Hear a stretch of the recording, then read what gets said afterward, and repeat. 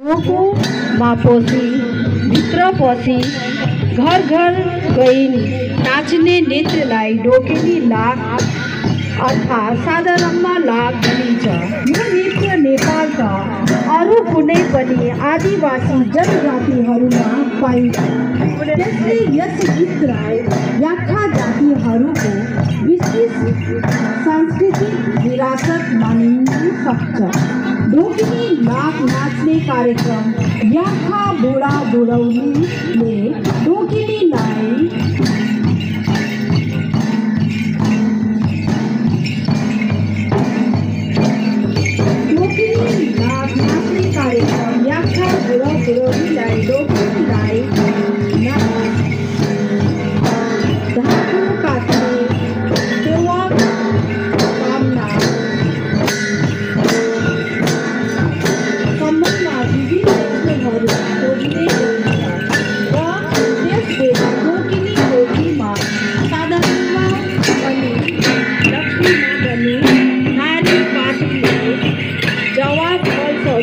लाठीको कृतिमा हातद्वारा विविध मुद्रा स्थान हुँदा आफ्नो प्रतिक्रियाहरू प्रदर्शन गर्दछ।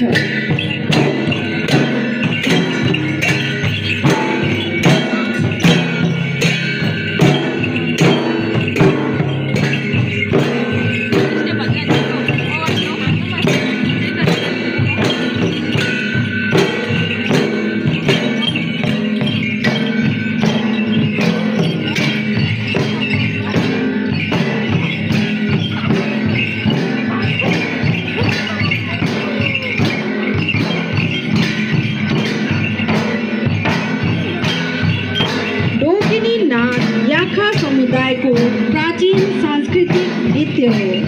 यस नाचमा प्रकृति देवी देवता तथा आत्मिक शक्ति प्रतिको आस्था झल्किन्छ।